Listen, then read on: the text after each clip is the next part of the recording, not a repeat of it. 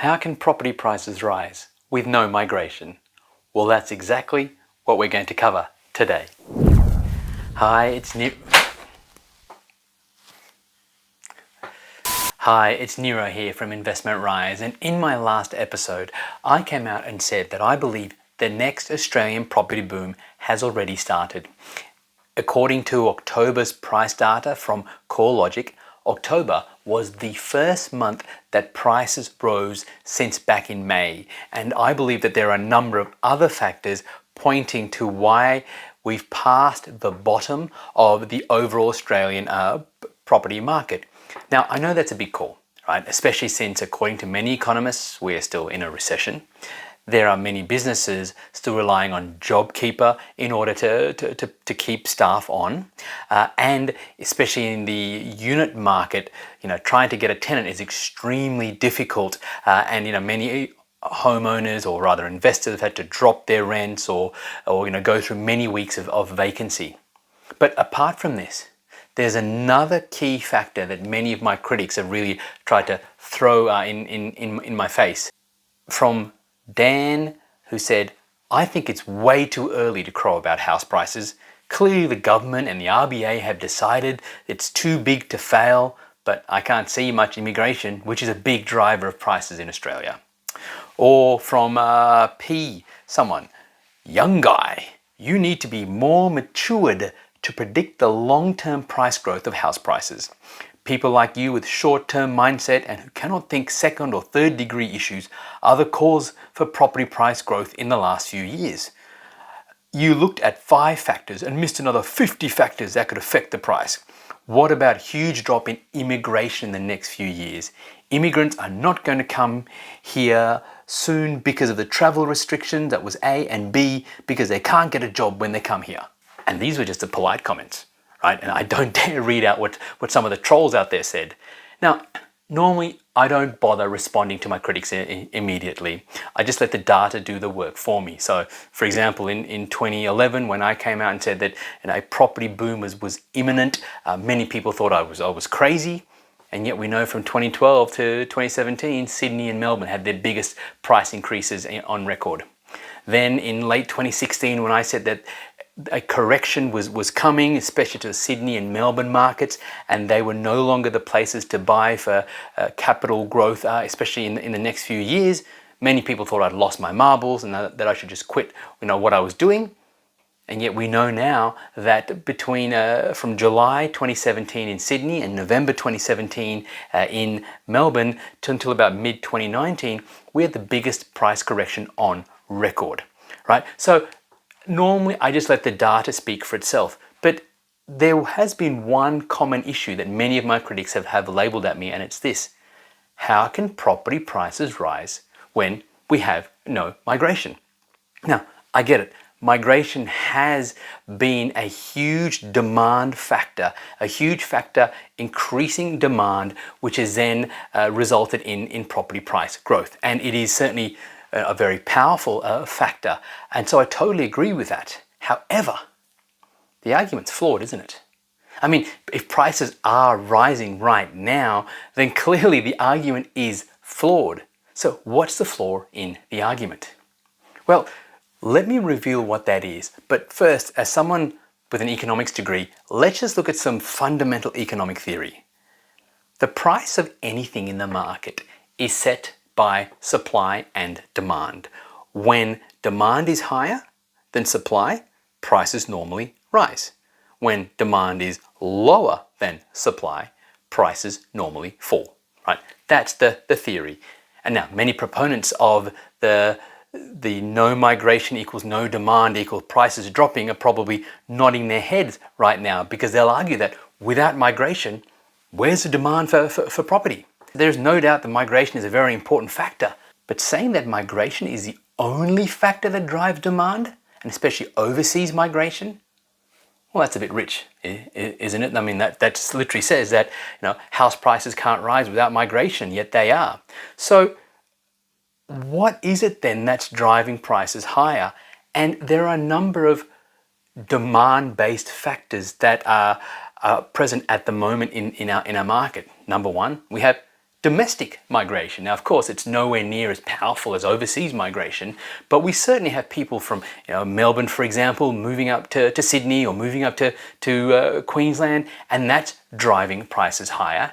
Now, of course, when you have domestic migration, it can be a bit of a zero-sum game. So that means that some areas are losing people while others are gaining people. So you do need to do your research. But the impact of domestic migration cannot be doubted, especially when you look at people who are moving from Sydney or from Melbourne, where prices are higher than almost anywhere else in the country. They're taking that equity or the profits from their property in Sydney and Melbourne and putting that into areas where prices are lower, but they can afford to pay a little bit more than the average price in those particular areas they're moving into, and that's driving prices up. So you've got domestic migration. But then you've got other factors increasing demand. For example, the Reserve Bank of Australia has dropped interest rates. Now, what happens when interest rates are dropped? Well, what that normally means is then that you have the ability, or people have the ability, to afford property at a certain price that they couldn't afford before. Think of it this way. Music producer and American rapper Jay-Z gave a $5 million engagement ring to his wife, Beyonce. Now, the average person cannot afford a $5 million diamond ring. However, there are many people who can't afford it, who would buy, they have the desire to buy, so they would buy that diamond ring if they could afford it. So they do have the desire, but they don't have the ability. Now, imagine if through some sort of financial mechanism, many people who couldn't afford that $5 million ring now could. What would happen? Well, many people would now start looking to potentially buy that $5 million diamond ring because they now had the ability that they didn't have before. And when you have more people now trying to buy those kind of $5 million diamond rings, what happens to the price? It rises. Yeah, this is true for anything. When you give people the ability to buy something that they couldn't earlier, even though they already had a desire for it, well, that pushes prices up. And that's the basis of so many of these financial mechanisms that we have right now. And the Reserve Bank of Australia dropping their interest rate allows people, it gives people the ability to afford property when they maybe couldn't afford it before, or it allows them to afford higher priced homes, move into different locations than they may not have been able to do previously or couldn't do so if interest rates were higher, right? But that's not the only factor that's helping people's ability to buy homes, right? So number two, we have the lending restrictions, or rather the responsible lending restrictions. These have now been abolished. And remember, it was these lending restrictions that was the primary cause for property prices dropping between mid-2017 to mid-2019. Now these restrictions have been abolished and that comes into force from March 2021. So that means that, conservatively speaking, according to many of the experts out there,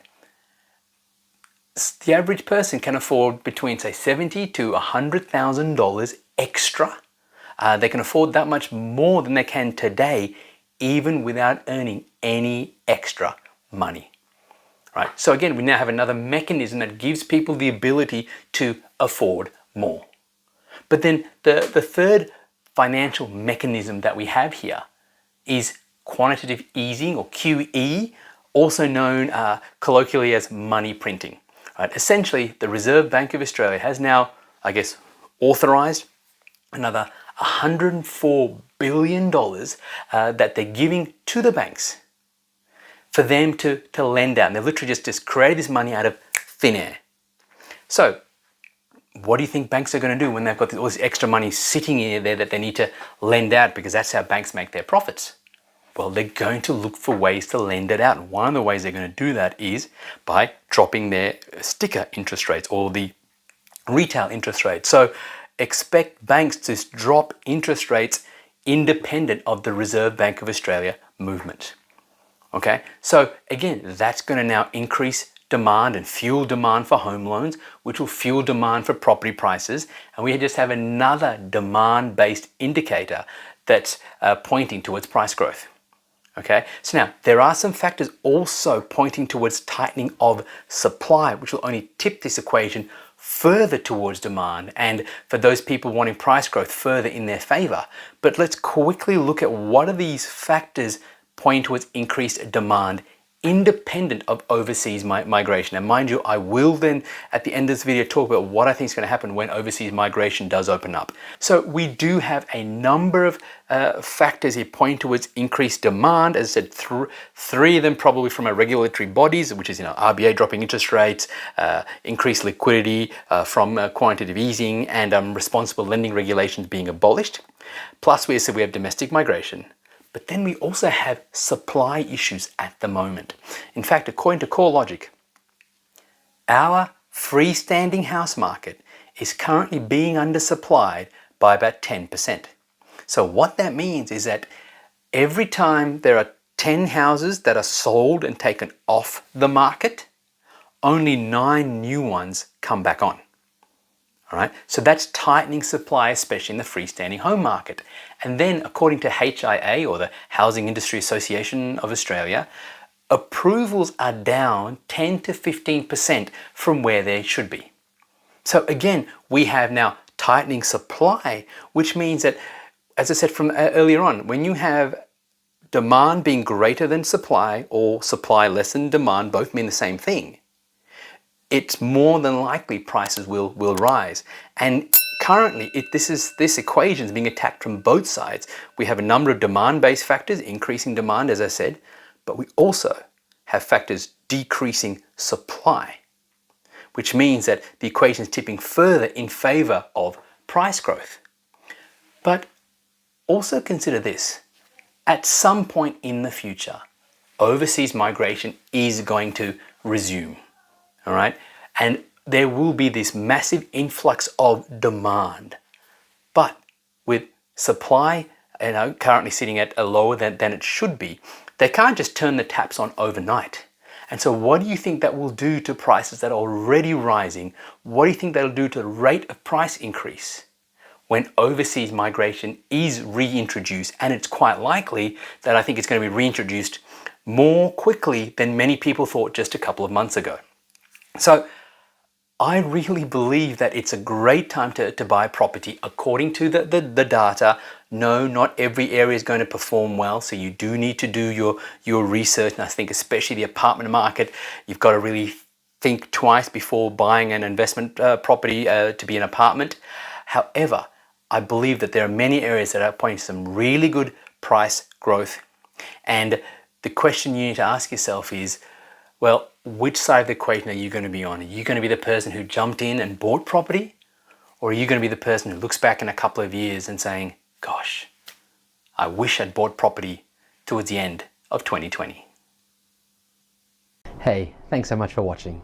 If you found this video valuable and you're thinking you might like my help to help you find an investment property, then head on over to nerocall.com to discover our unique 5-step process that's helped my private client group purchase now well over $66.2 million worth of property.